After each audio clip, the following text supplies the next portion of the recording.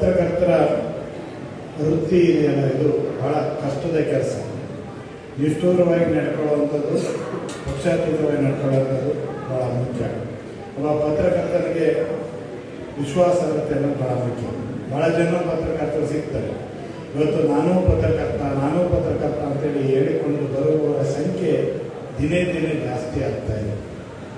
ಹಾಗಾಗಿ ಪತ್ರಕರ್ತರ ಕೊರತೆ ಖಂಡಿತವಾಗಿಯೂ ಇವತ್ತು ಇಲ್ಲ. ಪತ್ರಕರ್ತರು ರಾಶಿ ಪತ್ರಕರ್ತರು ಇದ್ದಾರೆ. ಆದರೆ ಅದರೊಳಗಡೆ ವಿಶ್ವಾಸಾರ್ಹತೆ ಉಳ್ಳ ಪತ್ರಕರ್ತರು ಇದ್ದಾರಾ ಅನ್ನುವಂಥ ಪ್ರಶ್ನೆಯನ್ನು ಹಾಕಿದರೆ ನಿಮಗೆ ಸಿಗುವಷ್ಟು ಬೆರಳೆಣಿಕೆ ಅಷ್ಟು ಜನ ಮಾತು. ಯಾಕೆ ಈ ಮಾತನ್ನು ಹೇಳಬೇಕಾಗಿದೆ ಅಂದರೆ, ಇವತ್ತು ಪತ್ರಕರ್ತರ ವೃತ್ತಿ ಬಹಳ ನೋಬಲ್ ವೃತ್ತಿ ಅಂತೇಳಿ ನಾವು ಹೇಳ್ತೀವಿ. ಬೇಲೂರಿಗೆ ಇತಿಹಾಸ ಇದೆ. ಹೊಯ್ಸಳರು ಆಳಿದ ನಾಡು. ಸಜ್ಜನರನ್ನು ಹೊಂದಿರತಕ್ಕಂಥ ಯಾವ್ದಾರ ತಾಲೂಕಿದೆ ಅಂದ್ರೆ ದಯಣ್ಣ ಅದು ಬೇಲೂರು ತಾಲೂಕು ಅಂತಕ್ಕಂಥದ್ದನ್ನ ನಾನು ಪುನರ್ ಉಚ್ಚರಣೆಯನ್ನ ಮಾಡ್ತೀನಿ. ಬಹುಶಃ ಈ ಕಾರ್ಯಕ್ರಮಗಳನ್ನ ನಾವು ಪತ್ರಕರ್ತ ಶಿವರಾಜ್ ಅವರು ಕರೆದಿದ್ದಾರೆ ಅಂತಕ್ಕಂಥದಕ್ಕಿಂತ ಇಲ್ಲಿರ್ತಕ್ಕಂಥ ಎಲ್ಲ ಸಂಘ ಸಂಸ್ಥೆಯವರು ಇಲ್ಲಿದ್ದಾರೆ, ರಾಜಕಾರಣಿಗಳಿದ್ದಾರೆ, ಹಿರಿಯರೆಲ್ಲರೂ ಸಹ ಇಲ್ಲಿದ್ದಾರೆ.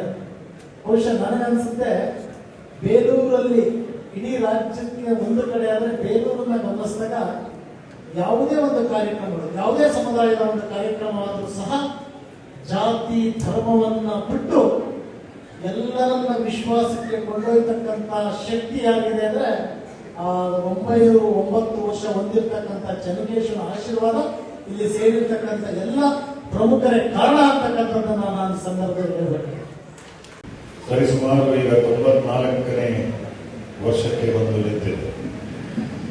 ಡಿಬಿಜಿಯವರು ಸ್ಥಾಪಿಸಿದಂತಹ ಈ ಸಂಘ ಇವತ್ತು ರಾಜ್ಯದ ಎಲ್ಲ 32 ಜಿಲ್ಲೆಗಳಲ್ಲೂ ಈ ಜಿಲ್ಲಾ ಘಟಕವನ್ನು, ತಾಲೂಕು ಘಟಕವನ್ನು ಹೊಂದಿದೆ. ಕರ್ನಾಟಕ ಕಾರ್ಯನಿರತ ಪತ್ರಕರ್ತರ ಸಂಘ ಪತ್ರಕರ್ತರ ಹಿತಕ್ಕಾಗಿ, ಪತ್ರಕರ್ತರ ಕಲ್ಯಾಣಕ್ಕಾಗಿ ಸ್ಥಾಪಿತವಾದಂತಹ ಸಂಘ. ಈ ಸಂಘದ ರಾಜ್ಯ ಅಧ್ಯಕ್ಷರಾಗಿರುವಂತಹ ಶಿವಾನಂದ ತಗಡೂರು ಅವರು ಈ ಜಿಲ್ಲೆಯ ಮಣ್ಣಿನ ಮಗ. ಕರ್ನಾಟಕ ಕಾರ್ಯನಿರತ ಪತ್ರಕರ್ತರ ಸಂಘಕ್ಕೆ ಒಂದು ಹೊಸ ಕಾಯಕಲ್ಪವನ್ನು ಕೊಟ್ಟಂತಹ ಹೆಗ್ಗಳಿಕೆ ನಮ್ಮ ಶಿವಾನಂದ ತಗಡೂರು ಅವರಿಗೆ. ಎಲ್ಲ ಹಿರಿಯರ ಮಾರ್ಗದರ್ಶನದಲ್ಲಿ ಅತ್ಯುತ್ತಮವಾದಂತಹ ಒಂದು ಕಟ್ಟಡವನ್ನ ನಿರ್ಮಾಣಗೊಂಡಿದೆ. ಈಗಾಗಲೇ ಶಾಸಕರು ಕೂಡ ನಮ್ಮೊಂದು ಭರವಸೆಯನ್ನ ನೀಡಿದ್ದಾರೆ. ನಮ್ಮ ಹೊಸ ತಂಡ ಬಂದ ದಿನನೇ ಅವರು ಕರೆ ಮಾಡಿ ಏನು ಬಿಲ್ಡಿಂಗ್ ಇದೆ ಅದು ಸ್ವಲ್ಪ ಸೋರ್ತಿದೆ, ಅದರ ಮೇಲ್ಭಾಗದಲ್ಲಿ ಒಂದು ಕಟ್ಟಡವನ್ನ ನಿರ್ಮಾಣ ಮಾಡಿಕೊಡ್ತೀನಿ ಅಂತ ಹೇಳಿ ಅವರು ಆಶ್ವಾಸನೆ ನೀಡಿದ್ದಾರೆ. ದಯಮಾಡಿ ಅದನ್ನ ಅವರು ನಡೆಸ್ಕೊಡ್ಬೇಕು ಅಂತ ಹೇಳ್ತಾ ಮತ್ತೊಂದು ಏನಪ್ಪಾ ಅಂದ್ರೆ, ನಮ್ಮಲ್ಲಿ ಪತ್ರಕರ್ತರಿಗೆ ಏನಾದರೂ ತೊಂದರೆ ಆದಂತಹ ಸಂದರ್ಭದಲ್ಲಿ ನಮ್ಮ ಸಂಘದಲ್ಲಿ ಹಣದ ಕೊರತೆ, ಆರೋಗ್ಯಕ್ಕೆ ಏನಾದ್ರು ಹೇಳಿದ್ರೆ ಅವ್ರ ಕುಟುಂಬಕ್ಕೆ ಏನಾದ್ರು ಸಹಾಯ ಮಾಡುವಂತಹ ಪರಿಸ್ಥಿತಿಯಲ್ಲಿ ನಮ್ಮ ಸಂಘ ಇಲ್ಲ. ಸಂಘ ಉತ್ತಮವಾಗಿದ್ರು ಕೂಡ ಸಂಘದಲ್ಲಿ ಕ್ಷೇಮಾಭಿವೃದ್ಧಿ ಹಣ ಇರಬೇಕು. ಹಾಗಾಗಿ ನಾವೊಂದು 30 ಲಕ್ಷದ ಹಣವನ್ನ ಗುರಿ ಹೊಂದಿದ್ದೇವೆ. ಈಗೇನು ಕಳೆದ 6 ತಿಂಗಳ ಅವಧಿಯಲ್ಲಿ ನಾವು ಮಾಡಿದಂತ ಸಂಘಟನೆಯಲ್ಲಿ 3 ಲಕ್ಷ ರೂಪಾಯಿಯನ್ನು ನಾವು ಉಳಿಸಿದ್ದೇವೆ. ಅದರಲ್ಲಿ ಲಿಂಗೇಶನ್ 2 ಲಕ್ಷ ಸೇರಿ 5 ಲಕ್ಷ ಹಣ ಇದೆ. ಶಾಸಕರು ಮನಸ್ಸು ಮಾಡಿ ಅವರೊಂದು 5 ಲಕ್ಷವನ್ನ ನಮಗೆ ಕ್ಷೇಮಾಭಿವೃದ್ಧಿಗೆ, ಏಕೆಂದ್ರೆ ಅವರು ಕಟ್ಟಡಕ್ಕೆ ಅವರು ಕಟ್ಟಡ ಮಾಡಿಕೊಡ್ತಾರಿಂದ ಹೆಚ್ಚಿನ ಹಣವನ್ನು ನಾವು ಕೇಳಲ್ಲ. ಹಾಗಾಗಿ ಒಂದು 5 ಲಕ್ಷ ಹಣ ಅವರು ಈ ಬಾರಿ ಮೀಸಲಿಟ್ಟರೆ 10 ಲಕ್ಷ ಆಗುತ್ತೆ. ಅದರಿಂದ ನಮ್ಮ ಪತ್ರಕರ್ತರ ಕುಟುಂಬಕ್ಕೆ ಸಹಾಯ ಆಗುತ್ತೆ ಅಂತ ಹೇಳ್ತಾ ನಾನು ಪದಾಧಿಕಾರಿಯಾಗಿ ಆಯ್ಕೆಗೊಂಡಿರುತ್ತೇನೆ.